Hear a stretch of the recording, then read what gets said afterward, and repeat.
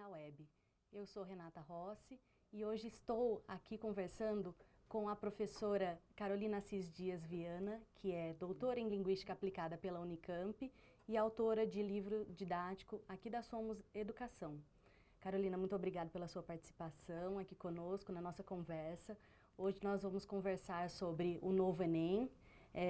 Acho que é um assunto de muito interesse de professores, alunos, da comunidade escolar como um todo, né? Muito obrigada pela sua participação.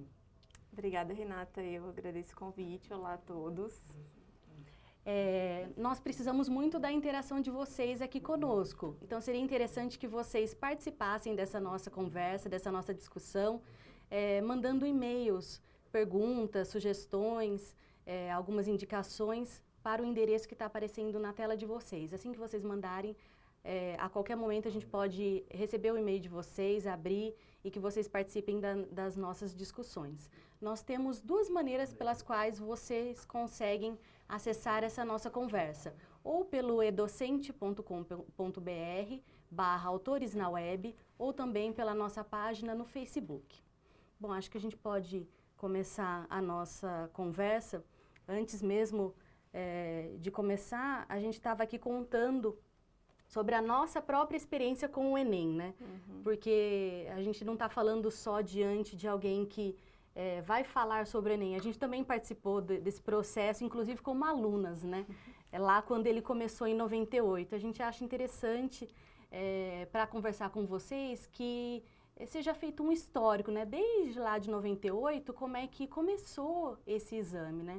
Eu era aluna do ensino médio, eu acabei fazendo esse exame e a gente estava comentando, na época, nós fazíamos o exame, mas as universidades não aceitavam o exame, era só eles aceitavam uma parte da avaliação, eles agregavam algumas pontuações para ajudar a gente ingressar na universidade, mas ainda era o início, né, da avaliação, né? A gente vê, Renata, até pelo número de inscritos, o Enem de 98, que foi essa primeira edição, ela teve 157 mil inscritos. Nossa.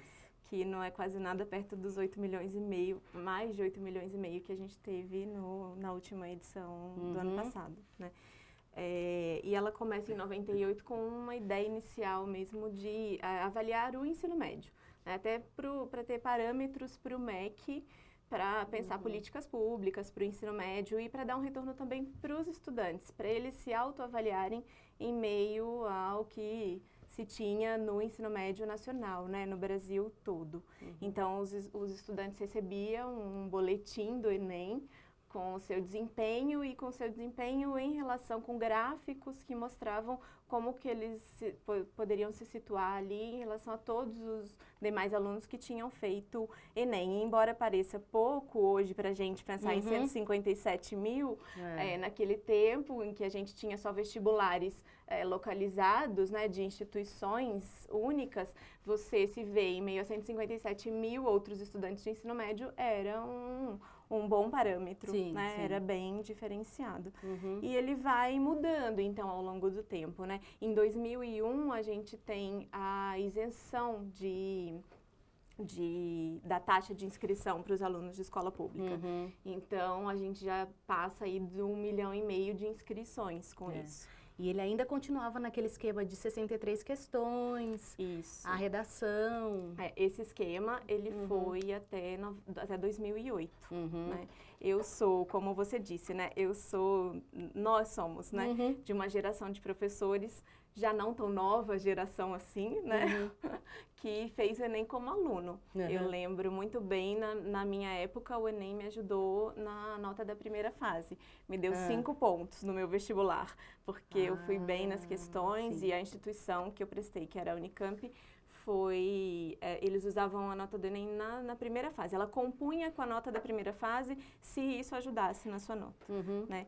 Então, aí assim, as instituições foram tendo, como tem até hoje, autonomia para usar essa nota do Enem como quisessem, né? Eu me lembro em 98 de me surpreender demais com a prova, a organização da prova por competências e habilidades, porque era muito diferente dos outros vestibulares, né? Sim, Você acabava achando a prova até um pouco fácil, sei lá, meio irreal, porque era muito diferente, Sim, né? exatamente. Dos vestibulares. O Enem vem com esse propósito, né? De avaliar esses estudantes do ensino médio, não o ensino médio brasileiro, mas não com foco na memorização de conteúdos ou de conceitos ou dados ou informações muito específicas, mas de pensar em situações problema, né? Então, como você se porta frente a uma situação problema e lança mão de conteúdos, sim, que são vistos na escola, mas para resolver situações da vida cotidiana, né? Consegue mobilizar tudo o que você aprendeu para conseguir resolver Exatamente. aquilo, né? E aí esse foco nas competências, nas habilidades, na leitura, né? Acho que mais para frente a gente ainda vai falar sobre a importância da leitura na prova do Enem, mas é uma abordagem diferenciada mesmo, é um jeito diferente de tratar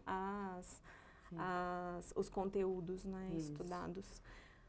Algumas outras mudanças importantes, né, que a gente tem. Em 2004, ainda nessa versão de 63 questões e uma redação com ProUni, o Enem começa a ser... a nota do Enem ela serve como parâmetro para os estudantes pleitearem bolsas de estudo de instituições de ensino superior particulares. Então, isso também aí a gente já está com ainda nessa casa de 1,5 milhão de inscritos por aí. E a grande mudança, assim, em 2009, aí sim, que mexe com a estrutura da prova. Né? Aí a gente tem a matriz, né, de referências do Enem, os eixos cognitivos, a divisão em 4 áreas, né, e a prova ela deixa de ter 63 questões e de ser aplicada num dia só e passa a ser aplicada em 2 dias, com 45 questões de cada uma das 4 áreas, que então são as ciências da natureza, as ciências e suas tecnologias, né? Ciências humanas e suas tecnologias, matemática e suas tecnologias, códigos, linguagens e suas tecnologias. E aí a gente tem essa prova que causou um impacto bem grande em 2009, assim. Porque todo mundo ficou bem assustado. A quantidade de itens. E continuou uma prova que preza por essa questão da leitura e da contextualização das questões, né? Então também um outro ponto, além da situação problema, é a ideia da contextualização, né? De os conceitos mobilizados estarem contextualizados em uma situação que poderia existir na vida, né? E foi aí que voltou à moda a gente discutir nas escolas e conversar nas escolas sobre competências e habilidades, né? Sim.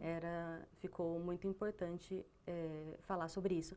E eu não sei se foi já em 2009 que os vestibulares das universidades federais já começaram a aceitar o Enem como o ingresso, né? Sim, foram começando. Começaram algumas pela primeira fase, então substituíram a sua primeira fase pela prova do Enem, e aí tinha uma segunda fase que era da instituição, mas aos poucos as instituições foram todas aderindo, e se eu não me engano em 2012 a gente já tinha 59, ou em 2014, me parece, 59 instituições federais que usavam a prova do Enem já como vestibular mesmo, para o ingresso. Porque eu acho que era um caminho natural que a avaliação tinha que caminhar, porque é uma avaliação federal, né? Então ficaria meio estranho se as universidades federais também não aceitassem isso como ingresso ao ensino superior. Um outro ponto também que contribuiu para essa adesão, né, foi o SISU, a criação do SISU, né, que é o Sistema de Seleção Unificado. Então, as universidades, elas disponibilizam vagas para o SISU, os alunos se inscrevem com a nota do Enem, e aí podiam entrar, e mesmo instituições que tinham ainda o seu vestibular paralelo, disponibilizavam uma parte das vagas para o SISU. E o SISU, sim, era feito só com a nota do Enem. Então, os alunos conseguiam entrar, mesmo em universidades que ainda mantinham um vestibular paralelamente ao Enem, conseguiam entrar só pelo Enem.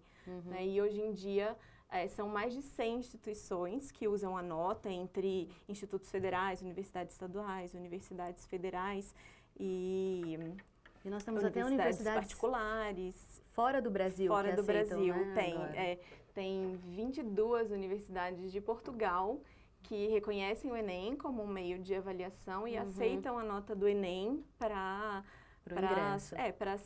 aceitarem estudantes brasileiros que que queiram estudar em Portugal. Bom, foi um caminho longo aí desde 98, né? Um amadurecimento, o crescimento dessa avaliação, né? Sim. Eu acho que foi um caminho bem importante de conquista dos jovens e das instituições e até dos profissionais da educação em relação a a mudança do paradigma que nós tínhamos daquele vestibular que era massacrante, né? Para alguns ainda, nós continuamos nessa mesma toada, né? Mas eu acho que o caminho que a gente tem agora é mais enveredado para um estilo de Enem do que os outros que nós tínhamos e que ainda coexistem, né? E um ponto que me chamava muita atenção também, na época que eu prestei vestibular, por exemplo, eu prestei em 3 instituições. Então, eu fiz 3 vestibulares. São 3 provas diferentes, 3 datas diferentes, 3 editais diferentes, 3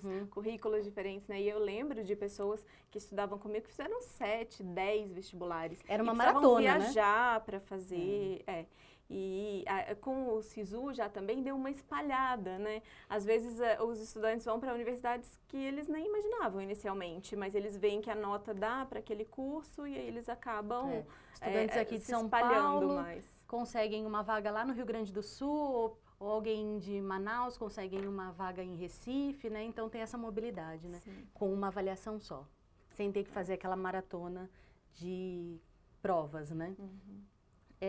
Agora, em 2017, a gente sabe que parece que no início do ano teve uma consulta pública, né? Resolveram fazer uma consulta pública sobre qual era a opinião que as pessoas tinham, os estudantes, a comunidade escolar em geral, a respeito do Enem. E parece que tinham algumas questões específicas, né, que tinham que ser respondidas lá. Foram 3 perguntinhas específicas, que ficou um mês aberto, foi de 18 de janeiro até 17 de fevereiro, uma consulta pública que o INEP fez. Era qualquer pessoa podia responder, ficou no site. Eram 3 perguntinhas bem objetivas, né? Então, eles perguntavam em quantos dias deverá ser realizada a aplicação do Enem, a primeira pergunta. E aí eles tinham já as opções, né? 2 dias ou 1 dia, 2 dias como já era, né? Ou 1 dia. E aí eles, uma segunda pergunta que era uma extensão da primeira, né? Então, em caso de 2 dias, quais seriam os melhores dias? Se sábado e domingo, como já era, se 2 domingos ou se um domingo e uma segunda. Aí essa segunda se tornaria um feriado escolar para a aplicação do exame. E uma terceira pergunta que dizia só você acha que a aplicação do Enem deverá ser feita por meio de computador? Assim. E depois tinha um espacinho final de 300 caracteres, que dá assim mais ou menos aí umas 3 ou 4 linhas, para a pessoa que estivesse respondendo, se quisesse colocar alguma sugestão, fazer algum comentário, ficou aberto esse espaço. E os dados que a gente tem aí do resultado que influenciaram nas mudanças que a gente tem agora em 2017, né, são que na primeira pergunta, né, então, você quer, esses dados estão disponíveis no site do INEP, tem um relatório lá que fala sobre toda essa consulta e todas as mudanças que são feitas, né? Mas só para a gente dar os números para vocês aqui. Então, a primeira questão, em quantos dias? A gente teve 63,7% que quiseram 2 dias, o formato atual, e 36,3% os demais em 1 dia. E aí eu até imagino que seja também pela carga, né? Porque aí não se cogitou tirar a redação. Então, a redação permaneceria. E seriam até 100 questões de todas as áreas num único dia. Então, acho que talvez isso também tenha pesado para esse resultado, né? Então, eles preferiram os 2 dias, mas na segunda pergunta, de qual seria o melhor, eles, em vez do sábado e domingo, como já era, preferiram 2 domingos. Então, a gente teve 42,3% dos respondentes que preferiram 2 domingos seguidos do domingo e segunda-feira, por 34,1% dos respondentes, e 23,6% que prefeririam sábado e domingo, que era o formato antigo, né? E aí, depois, você acha que o Enem, a terceira questão, né? Você acha que o Enem deveria ser feito por meio do computador? 70,1% não. E 29,9% sim. Acho que isso é um dado que deveria ser até pesquisado, né? Por que será, né? Nós estamos... olhar de uma maneira mais qualitativa, assim, né? Quem respondeu e se desenvolveu, por quê, né? Curioso, né? É engraçado, se a gente pensa, a gente não sabe exatamente, né? Mas a gente pensa nos jovens. Até porque ela foi respondida por 601 mil pessoas, em torno de 600 mil pessoas. É muita gente, mas se a gente pensa em 8 milhões de inscritos, 7 milhões de inscritos, que é o que a gente está tendo, né? Não é nem 10%. Então, se a gente pensa que são os jovens que vão prestar o Enem e que estão super por dentro do computador, é curioso que o exame eles ainda prefiram fazer no papel fora, né? eu nem sei, assim, nas questões de logística, de como que isso seria feito, né? Mas é curioso, né? Pensar que se são... todo mundo pode responder a isso, né? Nada garante quantos desses 600 mil que eram jovens, eu não tenho esse dado, mas por que não, né? Por que esse não tão grande assim, né? De 70%. Me surpreendeu, isso é verdade. E por conta dessa consulta pública, nós tivemos, então, a divulgação de algumas mudanças para agora 2017, né? E o que muda? Eu acho que é importante a gente ressaltar que as mudanças são administrativas e de logística, né? A gente não tem nenhuma mudança na pedagógica, assim, ou na matriz da prova, né? Ela continua regida pela matriz de 2009, as questões continuam as mesmas. Uma mudança que a gente tem, aí talvez esteja mais ligada à questão das matérias, das disciplinas, foi a inversão dos dias. Então, antes os candidatos faziam... Não é candidatos, né? Eu fico com vestibular na cabeça e falo candidatos. Os estudantes faziam a prova de linguagem e suas tecnologias e matemática e suas tecnologias e redação no segundo dia. E agora eles farão essa prova no primeiro dia. E as ciências humanas e ciências da natureza, que antes eram no primeiro dia, agora vão para o segundo dia. Eles fizeram essa inversão. Mas então a gente tem a mudança nas datas, né? Antes era feito num sábado e um domingo, num único fim de semana, e agora a prova será realizada em 2 domingos consecutivos. Atendendo a consulta popular. Consulta, exatamente. 5 e 12 de novembro desse ano. Isso. E isso resolve também um problema que era bem prático, que era a questão dos sabatistas, né? Que ficavam confinados, eles entravam com todo mundo por volta de 1h da tarde e ficavam confinados até 7h da noite, que era quando eles podiam começar a fazer a prova, e daí saíam de lá mais de 10h da noite, então era exaustivo, era né? Uma situação complicada. Talvez assim. eles não estivessem no mesmo pé de condição que os outros, né? Que não ficaram lá esperando todo esse tempo, né? Por falar em datas, as inscrições do Enem estão abertas agora, né? Até o dia 19 de maio. Até dia 19 de maio. Então, vocês que vão fazer o Enem, fiquem atentos. A gente tem mais algumas outras mudanças, a certificação, né? O Enem até o ano passado servia quem atingisse uma nota mínima, né? Metade de todas as questões, em todas as áreas, né? E metade da nota da redação conseguia o certificado de conclusão do ensino médio. Agora isso não vale mais. O Enem não me parece tão relevante assim o número, pelo que eu vi. De pessoas que pediam essa certificação, dos 8 milhões né? e 600 mil de inscritos do ano passado, pouco mais de 1 milhão era para certificação, e desse 1 milhão o que conseguiu foram 83 mil, sabe? Então, não é, né, de 8 milhões, 83 mil. Talvez eles quiseram concentrar a avaliação num sentido único, né? Deixarem as outras funções que ela tinham de lado, né? Então... Sim. Acabaram concentrando numa função só, né? Então, agora o Enem não vai ter mais esse objetivo, agora vai haver outro exame que já existe, né? Para essa certificação, o Enseja, para a certificação do ensino médio. Tem a questão da segurança também, que já foi pauta de discussão do Enem por várias edições. Vazou a prova, não vazou a prova. Exato. Né? E agora, então, os cadernos de questões são personalizados. Antes não era, né? O estudante tinha que escrever, tinha que marcar, ele recebia o caderno de questões e o caderno de respostas, e aí ele tinha que marcar qual era o tipo da prova dele, né? As provas tinham cores, então amarelo, azul, branca, cinza, e aí ele tinha que marcar a prova e tinha uma frase na prova que ele tinha que copiar essa frase, uma frase aleatória. Eu até anotei uma aqui.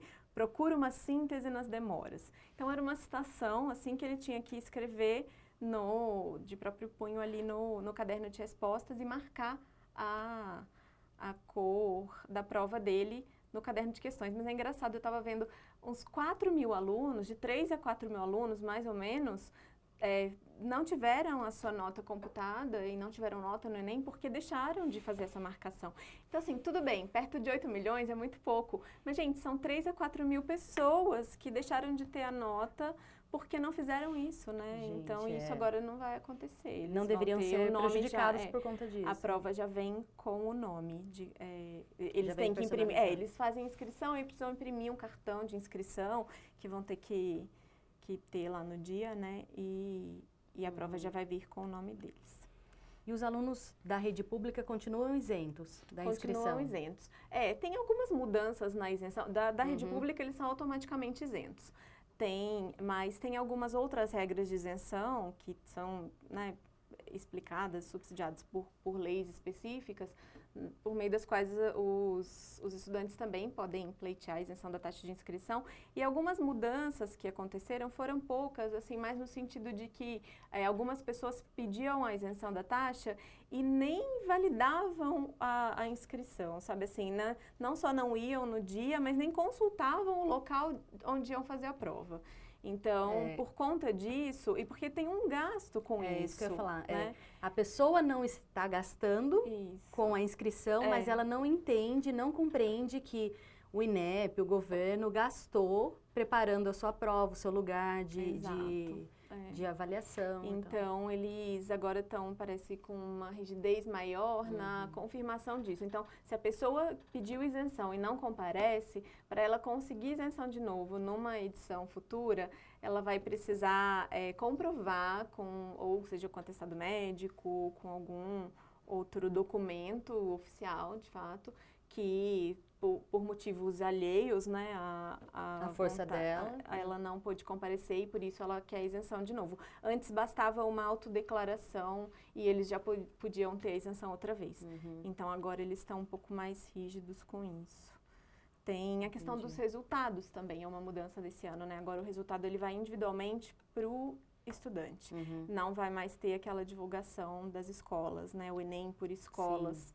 Como o famoso tinha ranking, já alguns né, depois anos, que era formado. Que se transformou nisso, né? Acabou sendo, a sua função acabou sendo distorcida, né? O velho problema do que a questão não é a informação, mas o que a gente faz com ela, né?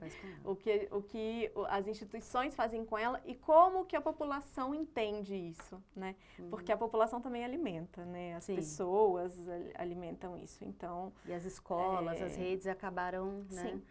Fazendo um uso um pouco escuso disso, né? Vamos dizer assim. Então, essa divulgação não vai mais ocorrer. Não vai acontecer mais. Ótimo. E, como você disse, na edição de 2016, nós tivemos mais de 8 milhões de inscritos, né? E 2,5 milhões, 30% desses inscritos faltaram na avaliação. Né? 2,5 milhões, muita gente, né? E 6,6 milhões não pagaram a taxa. Então, o governo que entrava com essa contrapartida, né? E o que permanece do Enem